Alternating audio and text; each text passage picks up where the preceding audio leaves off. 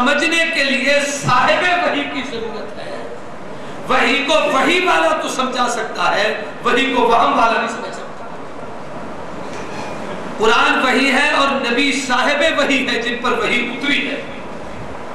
ہم جتنے لوگ ہیں ہم سب انسان, ہم وہم والے ہیں, وحی والے نہیں ہیں.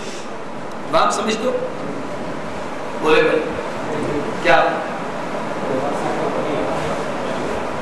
وہم کس کو کہتے ہیں؟ خیال, وسوسہ, گمان, تصور. وہی حقیقت ہے, وہم تصور ہے. وہی یقین ہے, وہم گمان ہے. وہی اعتماد ہے, وہم شک ہے. تو یاد رکھنا, وہی یقین اور حقیقت کو شک, گمان والا اور تصور والا اپنے دماغ سے نہیں سمجھ سکتا جب تک وحی کو صاحب وحی نہ سمجھائے. یعنی نبی پر وحی اتری ہے تو قرآن کو نبی سمجھائے گا, غیر نبی نہیں سمجھا سکتا. جو چاہے جو کہتے ہیں قرآن میں اپنی مرضی سے سمجھ لیتا ہوں, جی مجھے گرامر کا پتہ ہے, جی ہم اردو کا ترجمہ لے کر بیٹھ کر قرآن کو پڑھ لے کے سمجھ لیں گے. وہ قرآن کو سمجھنے کی بجائے دھوکہ تو کھا سکتا ہے, گمراہ تو ہو سکتا ہے, لیکن اللہ کے قرآن کو نہیں سمجھ سکتا. یہ دنیا میں جتنے بد مذہب لوگ اس قسم کے آئے ہیں, اپنے آپ کو اہل قرآن کہلاتے اور نبی کی حدیثوں کا انکار کرتے ہیں.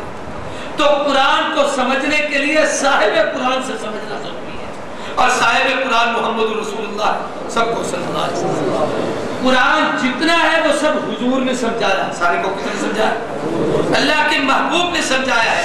میں اس پر ایک بات اور کہہ دیتا ہوں, جب تک نبی نہ سمجھائے صحابہ بھی نہیں سمجھ سکے. بڑی عظمت والی اور تقدس اور فضیلت اور احترام اور تقدیس والی جماعت ہے جس جماعت کا ایک ایک عمل قیامت تک کی انسانیت کے لیے حجت ہے, لیکن جب تک مفہوم نبی نہ سمجھائے وہ بھی اپنی مرضی سے نہیں سمجھ سکتے. یہی روزے کے احکامات میں آگے ایک آیت ہے, وَحِلَّ لَكُمْ لَيْلَةَ الصِّيَامِ الرَّفَثُ إِلَىٰ نِسَائِكُمْ هُنَّ لِبَاسٌ لَكُمْ وَأَنْتُمْ لِبَاسٌ لَهُنَّ عَلِمَ اللَّهُ أَنَّكُمْ كُنتُمْ تَخْتَانُونَ أَنفُسَكُمْ. میں آیات کا ترجمہ یا شان نزول یا تفصیلات اس طرف نہیں جاتا, یہاں ایک مسئلہ چھوٹا سا عرض کروں. صحابہ کرام کو ابتدا میں 24 گھنٹے کے روزے کا حکم تھا. آج شام کو رکھا ہے تو کل شام کو جا کے پھر کھائیں گے, رکھیں گے. اور اگر اس وقت کھانا جو وقت متعین تھا نہیں کھا سکے, اگلا دن شروع ہو گیا تو اب 48 گھنٹے کا روزہ ہو گیا. ایک صحابی سے تو یہ ہو گیا کہ وہ سو گئے, بڑی پریشانی ہوئی, اتنا لمبا روزہ کیسے. پھر یہ کہ پورا مہینہ یہ گزرے بڑا مشکل تھا. اور ایک سے ایسا بھی ہوا کہ رات کو اپنے گھر چلا گیا. صبح کو دونوں اللہ کے نبی کی خدمت میں پہنچے اور کہا محبوب آپ فرماتے ہیں دین بڑا آسان ہے, صورتحال تو یہ ہے. یہاں ایک بات کہہ دیتا ہوں, میں اور آپ غلطی کریں تو وہ غلطی ہے, مجھ سے آپ سے خطا ہو تو وہ خطا ہے, اس پہ گرفت ہے. صحابہ خدا کے ہاں اتنے محترم ہیں, غلطی بھی کر بیٹھے تو خدا ان کی غلطی کو دین بنا دیتا ہے. اب یہ کتنی بڑی غلطی ہوئی ہے کہ روزہ توڑا گیا ہے, شریعت کا حکم ادھوری ہوئی ہے. یعنی وہ عمل جس پر رب نے کہا تھا کہ یہ نہیں کرنا کر بیٹھے, اور آگے کا محبوب یہ ہو گیا ہے. چاہیے تو یہ تھا کہ خدا کی طرف سے گرفت ہوتی, پکڑ ہوتی, کیوں کیا ہے, اس کی سزا ہے تمہیں یہ کام کرو, 60 روزے رکھو, اتنے مسکینوں کو کھانا کھلاؤ. کہ اللہ نے کہا اچھا ہو گئی ہے, یار کے یار ہونا, محبوب کے محبوب ہو, ان کی وجہ سے تم سے بھی تو پیار ہے, اس لیے اللہ نے کہا اچھا ہے تو تمہاری غلطی, لیکن محمد کے امتی ہو, محبوب کے ان یاروں کی اس غلطی کو تمہارے لیے قیامت تک کے لیے سہولت بھی بنا دیتا ہوں, دین بھی. وَحِلَّ لَكُمْ لَيْلَةَ الصِّيَامِ الرَّفَثُ إِلَىٰ نِسَائِكُمْ هُنَّ لِبَاسٌ لَكُمْ وَأَنْتُمْ لِبَاسٌ لَهُنَّ. اب ان کی وجہ سے قیامت تک تمہیں اجازت ہے رات کو کھایا بھی کرو, پیا بھی کرو, بیوی بچوں کے ہاں بھی جایا کرو. ہوئی غلطی ہے, حق یہ تھا کہ گرفت ہوتی, پکڑ ہوتی, لیکن صحابہ کی غلطی کو بھی قرآن نے قیامت تک کے لیے دین بنا دیا. اللہ جتنے صحابہ کے وکیل صفائی ہیں, لفظ تو بڑا سخت ہے, علماء مجھے اجازت دے تو میں کہہ دوں شاید اتنی خدا نے نبیوں کی بھی وکالت نہیں کی. علماء مجھے معاف کریں, میں اس پر دلیل دیتا ہوں. کسی نبی کا جب کہیں واقعہ آ گیا ہے تو اللہ تبارک و تعالیٰ نے اس نبی سے تو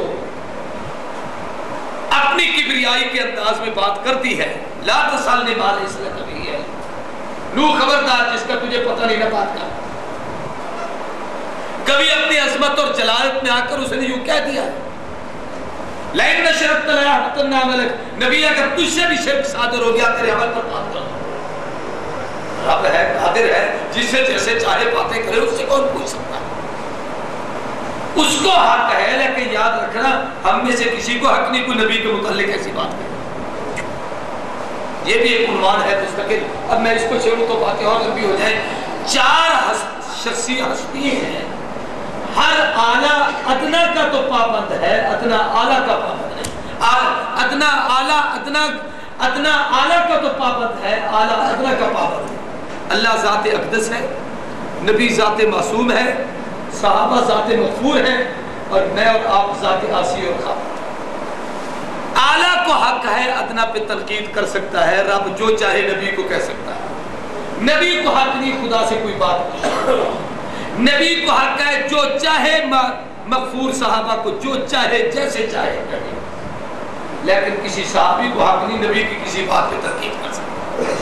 صحابہ کو حق ہے امت کے جس فرد پر جو چاہے کہے، ابو حنیفہ کو کہیں، مالک کو کہیں، رازی کو کہیں، غزالی کو کہیں، شافعی کو کہیں، ان کو حق ہے، عظیم جماعت ہے، لیکن کسی بعد والے کو حق نہیں صحابہ میں تنقید کر سکتا۔ یہ ایک فرق کے مراتب ہے۔ میں یہ بات عرض کر رہا تھا، بات اور طرف نہ چلی جائے۔ اب یہ ہوئی غلطی، چاہیے یہ تھا کہ اس پر گرفت ہوتی، لیکن صحابہ کی غلطی کو خدا نے دین بنا دیا۔ جنگ احد میں واقعہ ہوا تھا، غلطی ہو گئی، صحابہ اوپر سے نیچے اترا، اس کے نتیجے میں 70 صحابہ کی لاشیں تڑپیں، لیکن حضور بڑے دل برداشتہ ہوئے کہ یہ کیا ہو گیا۔ محبوب انتہائی پریشان ہے، سگے چچا حمزہ رضی اللہ تعالیٰ عنہ سید الشہداء اسد اللہ اسد الرسول کا لاشا تڑپ رہا ہے۔